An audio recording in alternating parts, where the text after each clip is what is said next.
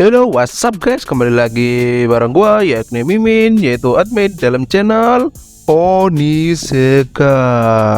Oke guys, dalam video kali ini, oh ya guys, BTW gua udah sembuh ya dari flu gua yang kemarin. Jadi di video kali ini suara gua udah gak bindeng lagi guys. Oke guys, dalam video kali ini gua akan membahas poin-poin dan juga teori apa saja yang terdapat pada Lookism chapter 443 coy yang rilis pada hari Kamis malam ya. Dan video ini dibuat pada hari Sabtunya coy, karena Sabtu gua libur. Oke guys, sebelum masuk ke inti video, gua mau mengucapkan terima kasih banyak kepada kalian yang sudah nonton video gua kemarin coy, dan kalian juga yang sudah subscribe channel ini coy. Kalian sangat berharga bagi gua guys. Dan juga gua tak lupa mengucapkan terima kasih kepada kalian yang sudah berteori komentar di video-video gua sebelumnya guys. Teori kalian tuh sangat-sangat mengagumkan guys. Oke, untuk video kali ini gua akan membahas kurang lebihnya ada 6 poin dan juga ada 7 teori guys. Nah, untuk video kali ini teorinya cukup banyak ya, karena di chapter kali ini tidak terlalu banyak pertarungannya guys, melainkan hanya pertemuan-pertemuan. Ibaratnya itu intro guys, pengenalan antara pihak satu dengan pihak yang lainnya guys. Oke, oh iya guys, kalian juga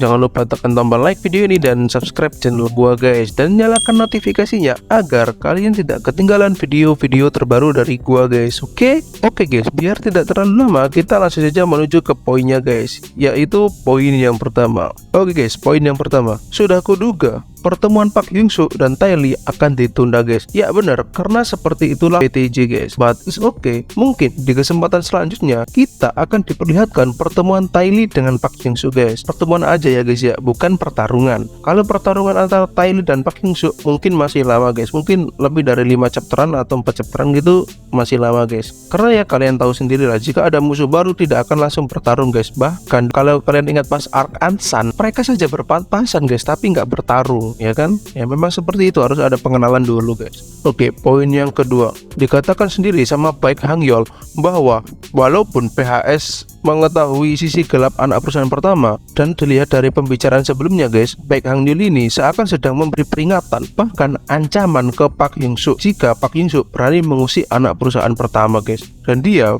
Baek Hangyol atau dokter itu, mengira bahwa Pak Hyung-suk tidak akan bisa mengatasi konsekuensinya sendirian guys. Tapi sayangnya dia lupa bahwa Pak Hyung-suk tidak sendirian. Pak Hyung-suk punya allied coy. Itu untuk poin yang kedua guys. Poin yang ketiga, pada pembicaraan ini ya, nanti gua tunjukin gambarnya ya guys. Pada pembicaraan ini seakan-akan Pak Hyung-suk ingin menekankan kepada Dr. Baek Hangyol bahwa ancamannya dan muslihatnya tidak akan mempan pada Pak Hyung-suk guys, karena Pak Hyung-suk akan mengungkap sisi gelap dari anak perusahaan pertama.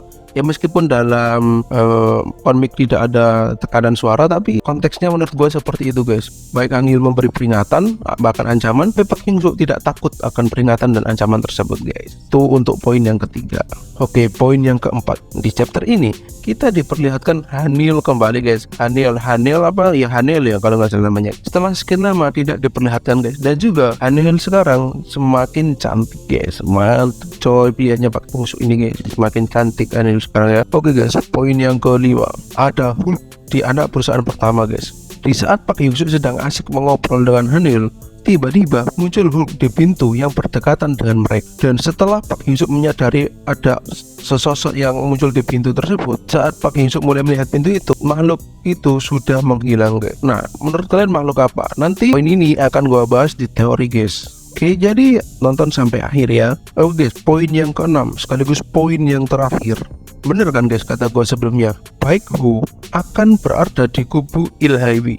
Dari semua orang yang dari Baek-ho dan kubu Ilhaewi, kenapa tidak ada foto Yohan di sana guys? Apakah ini tanda dari PTJ bahwa Yohan sudah resmi keluar dari Baek-ho, atau mungkin Yohan sudah dibuang oleh Baek-ho guys? Menurut Mimin, kemungkinannya Yohan tidak akan berada di pihak Baek-ho lagi, atau tidak berada di pihak Ilhaewi, karena sebelumnya dia sudah mengkhianati Yojin guys dengan memukul one shot ya kepada Yojin dan langsung KO Yojinnya guys.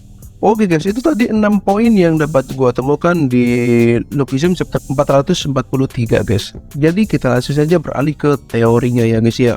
Teori yang pertama, di sini Baek Hangyol mengatakan bahwa Pak Hyung-suk butuh perawatan. Nah, sebenarnya perawatan apa yang dimaksud itu guys?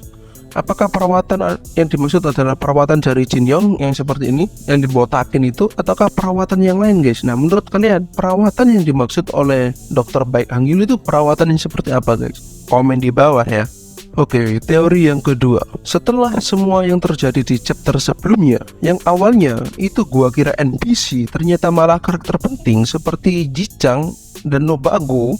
Gua jadi curiga guys kalau Hyejin, wanita yang berambut pink ini adalah karakter yang penting guys dalam arc ini. Pertama, kenapa gua bisa bilang seperti itu? Karena ekspresi dan wajahnya itu digambar full guys oleh PTJ. Mungkin saja dia adalah orang suruhan Yujin untuk melakukan pendekatan ke Hanyul. Secara, Yujin pasti sudah memiliki informasi siapa saja yang pernah berhubungan dengan Park Hyung-soo. Jadi, tidak menutup kemungkinan orang ini adalah karakter penting, bahkan bisa jadi dia adalah salah satu kaki tangan anak perusahaan pertama guys. Nah, untuk teori gua yang kedua ini menurut kalian gimana guys? Teori ini berdasarkan kecurigaan seperti chapter-chapter sebelumnya yang gua ngira Pak Delman ternyata adalah Nobuago dan Pak Paul ternyata adalah Ko Ji-Chang guys.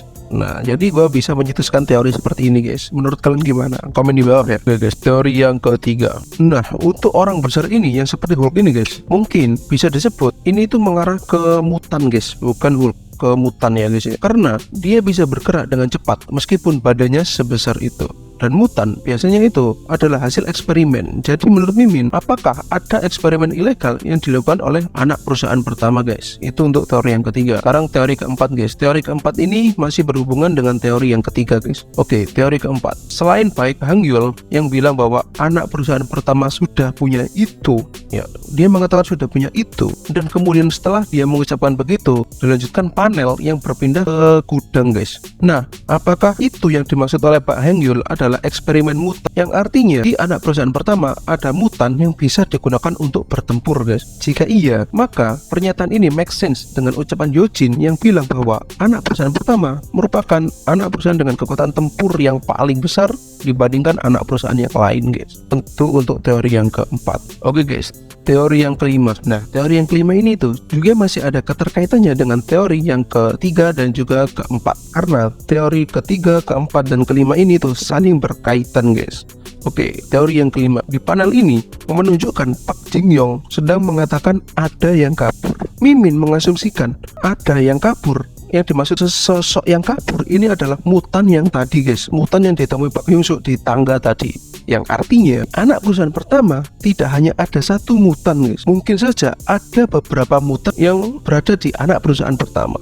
Nah, jadi kesimpulannya mutan di anak perusahaan pertama itu paling enggak ada lebih dari satu mutan guys. Nah, untuk teori Mimin yang ketiga, keempat, dan kelima ini menurut kalian gimana guys? Komen di bawah ya guys ya. Oke guys, teori yang keenam. Nah guys, teori keenam ini menurut gua bisa mematahkan teori ketiga, keempat, dan kelima tadi yang sudah gua sebutkan di atas. Kenapa bisa seperti itu Min? Ya karena teori keenam ini berisi statement Yujin yang mengatakan bahwa kegiatan gelap anak perusahaan pertama bukanlah sisi gelap, yang artinya tidak mungkin anak perusahaan pertama melakukan eksperimen mutan, karena eksperimen mutan adalah tindakan yang ilegal bukan? Tapi guys ingat, tapi beda cerita jika Baek Hangyul melakukannya dengan sembunyi-sembunyi tanpa sepengetahuan Yujin. Nah, untuk teori yang keenam menurut kalian gimana guys? Apakah Baek Hangyul melakukan eksperimen itu secara sembunyi-sembunyi ataukah tidak nih? Komen di bawah ya. Oke guys, teori yang ketujuh sekaligus teori yang terakhir pada video kali.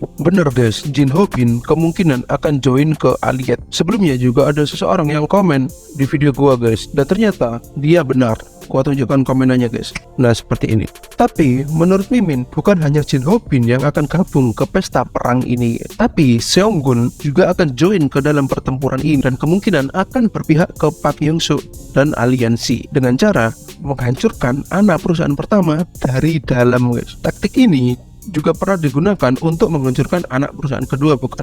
Nah, menurut Mimin, kenapa Seong-gun akan membantu Park Hyung-soo? Karena Seong-gun sudah dianggap musuh oleh Yujin. Karena Seong-gun sudah mengkhianati Yujin yang benar-benar percaya kepada Seong-gun guys. Dan juga di panel terakhir dari ketiga orang yang disandra oleh Park Jin-young, yakni PHS Botak, Yohan, dan juga Seong-gun, hanya Seong-gun lah yang guys ya, sadar gitu di panel terakhir. Jadi menurut gua kemungkinan Seong-gun akan menghancurkan anak perusahaan pertama dari dalam guys. Nah, menurut kalian gimana guys? Komen di bawah ya. Oke guys, segini dulu video dari gua. Apabila ada kurang lebihnya gua mohon maaf. Jika kalian suka dengan video ini, jangan lupa like video ini. Jika kalian suka dengan channel ini, jangan lupa subscribe.